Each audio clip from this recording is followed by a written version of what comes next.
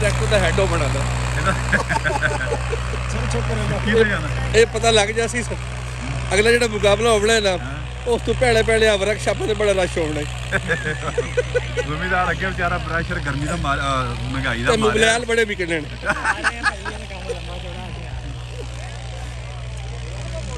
time ਜ਼ਿਮੀਦਾਰ ਮੇਰਾ ਹੋ ਗਿਆ ਮੌਲੀ ਬੋਲਣ ਲੱਗ ਪਿਆ 12-13 ਹੋ ਗਏ ਯਾਰ ਲੇਕਿਨ ਇਹ ਜਾਇਜ਼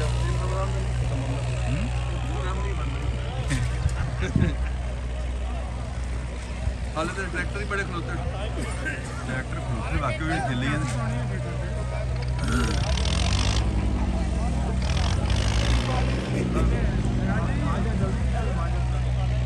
ਮਾਜਦ 2 ਮਿੰਟ 50 ਸੈਕਿੰਡ ਲੱਗ ਗਿਆ ਅਗਰ ਤੁਸੀਂ ਉਸ ਨੂੰ ਕੱਢ ਲਓ ਨਾ ਵਿੱਚੋਂ ਫਿਰ ਖਾਨ ਵਾਲਾ ਜਿੱਤ ਜਾ ਕੱਟੇ ਖਾਨ ਵਾਲਾ ਉਸ ਨੂੰ ਕੱਢਣਾ ਪੈਣਾ